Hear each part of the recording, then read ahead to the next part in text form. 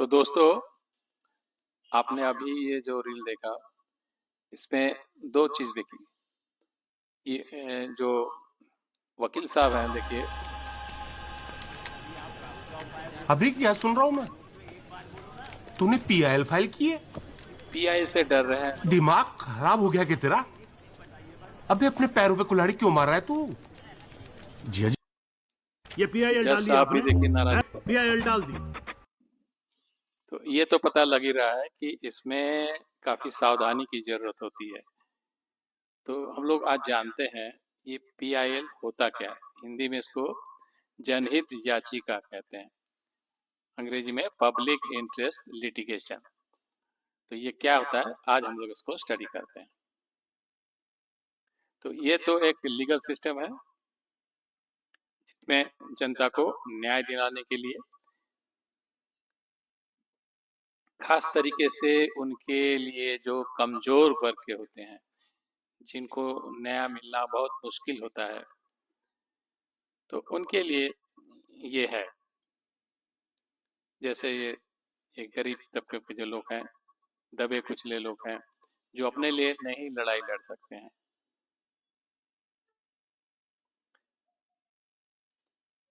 ये हमारे संविधान में सेक्शन 39A में ये सुनिश्चित किया गया है कि स्टेट जो है किसी के भी जाति, धर्म या सेक्स के आधार पे कोई भेदभाव न करे। तो इसी को इंश्योर करने के लिए है ये।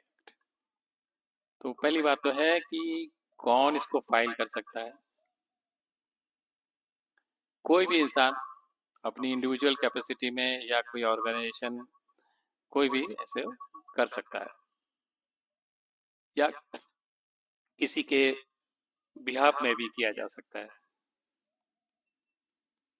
जो अपने लिए नहीं लड़ सकते हैं। और किनके खिलाफ किया जा सकता है, तो ये देख रहे हैं, state government, central government, municipal corporation या कोई भी प्राइवेट बॉडी को ऐसे रिस्पोंडेंट को किया जा सकता है। तो मेन जो कहने की बात है, ये सिस्टम के खिलाफ लड़ाई है। तो इसीलिए इतना बेचैनी, घबराहट होती है कि सावधानी की जरूरत होती है। अब सवाल है कि कहाँ पे इसको फाइल किया जाए। अगर सुप्रीम कोर्ट में करना है तो आर्टिकल 32 है, उसके अंदर में ये सुप्रीम कोर्ट में फाइल किया जा सकता है। और आर्टिकल 226 में ये प्रावधान है कि इसको हाई कोर्ट में भी फाइल किया जा सकता है। और क्रिमिनल प्रोसीजर कोड में सेक्शन 133 में ये किसी भी मैजिस्ट्रेट्स के कोर्ट में दाखिल किया जा सकता है। अब ये होता कैसा है, देखिए। ये सिंपल एक पिटीशन के रूप में हो सकता है, या एक लेटर के तरफ से भी दिया जा सकता है, इवन पोस्ट कार्ड की तरफ से भी किया जा सकता है। एक पोस्ट कार्ड लिख के भी छोड़ दिया जा सकता है। तो ये एड्रेस होना चाहिए, अगर आप सुप्रीम कोर्ट में कर रहे हैं तो चीफ जस्टिस के नाम से, या हाई कोर्ट में कर रहे हैं तो वहाँ के जो चीफ जस्टिस होंगे उनके नाम से ये भेजना चाहिए। इसमें अपना नाम, postal address, email address, phone number, आप क्या काम करते हैं, एनुअल इनकम क्या है, पैन नंबर क्या है, ये सारी डिटेल देनी होती है। अपना आइडेंटिटी प्रूफ और फैक्ट्स ऑफ द केस, मतलब क्या केस है उसकी पूरी जानकारी देनी होती है, और किस तरह से वो नुकसान पहुंचा रहा है ये भी बताना होता है। और आपका कोई पर्सनल इंटरेस्ट इसमें इन्वॉल्व है कि नहीं, ये भी बताना पड़ता है। और कोई इस तरह से तो ऐसा नहीं है कि आप किसी तरह से मिले हुए हैं, किसी से हैं, उनके खास आपका कोई ऐसे मकसद है, ये भी देखना होता है। और ये भी बताना होता है कि आप किसके लिए लड़ रहे हैं, किस तरह से उनको नुकसान पहुंच रहा है, क्यों अपने लिए वो नहीं लड़ सकते हैं, ये सारी चीज़ें बतानी पड़ती है। और किसी अथॉरिटी के खिलाफ में आप पहले कोई अप्लाई किए हैं कि नहीं, ये भी बताना होता है। तो इस सारी चीज़ को ध्यान में रखना होता है। Any person body institution that may be affected by the PIL must be joint as a party. तो कोई भी ऐसी जो इंस्टीट्यूशन है जिसको इस पे अफेक्ट पड़ सकता है तो उनको भी पार्टी बनाया जाता है। और ये भी बात उनको बताना होता है कि अगर कोई कॉस्ट पे करना पड़ा तो उसके लिए वो तैयार हैं कि नहीं, ये भी उनको बताना होता है। अब सवाल है कि अपीयरेंस इन कोर्ट कैसे इसको किया जाए। या तो आप कोई एडवोकेट अपॉइंट करें या खुद भी आप इन पर्सन कर सकते हैं कोर्ट में आके। इसमें कलेक्शन ऑफ इंफॉर्मेशन, सारे इंफॉर्मेशन जुटा लेना चाहिए। इसके लिए आपको पूरी मेहनत करनी चाहिए। सारे फैक्ट्स इंफॉर्मेशन आप पहले जुटा लें। सारे जो डॉक्यूमेंट्स है उससे रिलेटेड कोई फोटोग्राफ वगैरह है तो वो सब सारे चीज को इकट्ठा करके ही आगे बढ़ना चाहिए। और किस कोर्ट में आपको फाइल करना है, उनके क्या रूल रेगुलेशन है, उसकी भी अच्छे से जानकारी ले लेनी चाहिए। आपको सुप्रीम कोर्ट में फाइल करना है या हाई कोर्ट में फाइल करना है, इसको ठीक से तय कर लेनी चाहिए। बिना जानकारी के अगर आप करेंगे साफ पता लगता है कि कंक्रीट एविडेंस के बेसिस पे ही आपको आना चाहिए, नहीं तो इस तरह से जलील होना पड़ सकता है।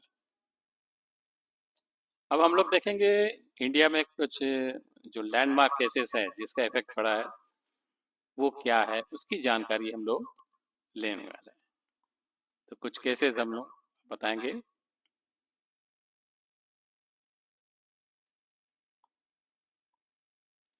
तो पहला देखिए ये 1979 में है, हुसैन आरा खातून versus home secretary state of Bihar. इसमें जो जेल में बंद कैदी होते हैं अंडर ट्रायल, सालों साल ऐसे जैसे पड़े रहते थे, कोई सुनवाई नहीं, तो इसके खिलाफ में ये फाइल किया गया है कि एक निश्चित समय के अंदर जिससे उनका ट्रायल हो, बिना विचार के वो जेल में न रहे, तो इसका फायदा पहुंचा। फिर है ये Vishakha versus state of Rajasthan 1997 में।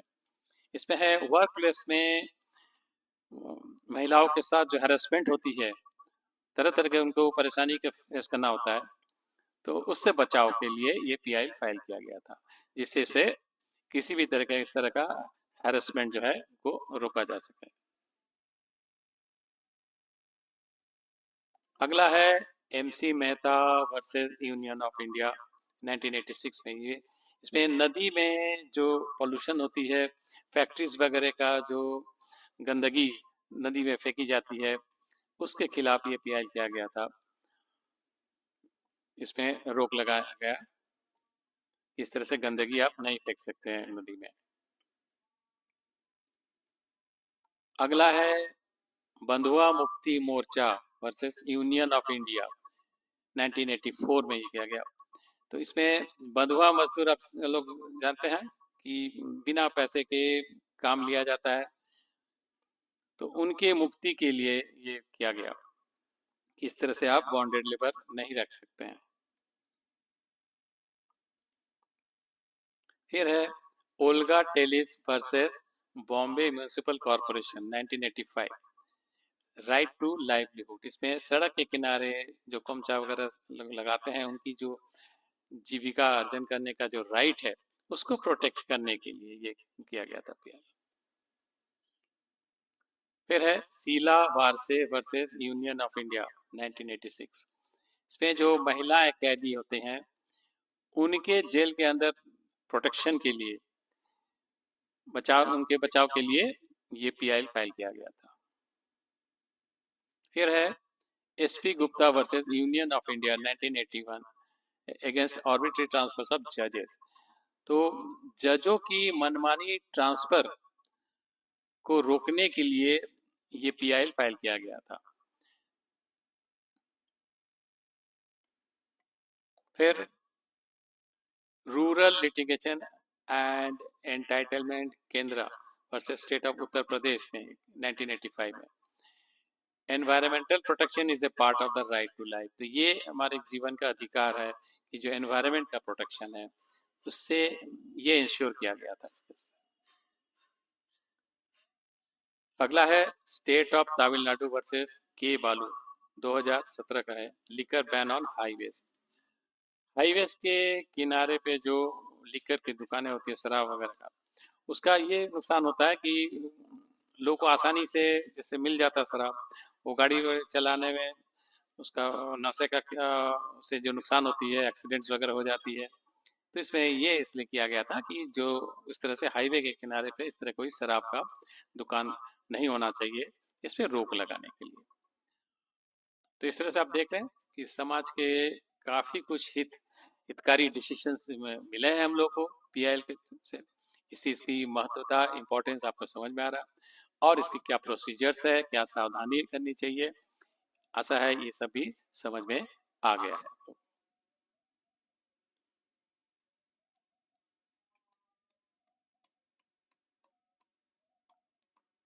इस तरह से अक्सर हम लोग को ये खबर मिलता है कि दो ट्रेन आपस में भिड़ गई, कितनी जान माल की नुकसान होता है। अगर इस तरह की घटना न होके कुछ इस तरह का अगर होता है कि जैसे ही ट्रेन लौटने वाली होती है, ऐसा कोई सिस्टम आ जाता है कि दोनों ट्रेन को ही रोक दिया जाता है समय से, और ये जान के खुशी होगी कि ऐसा सिस्टम मौजूद है। इसको कहा जाता है automatic train protection, ATP system, कवच।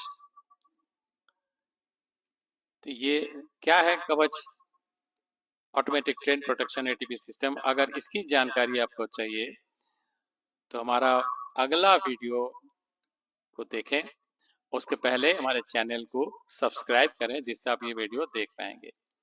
तो आशा है आप लोगों को ये वीडियो भी पसंद आया और अगला वीडियो भी पसंद आएगा।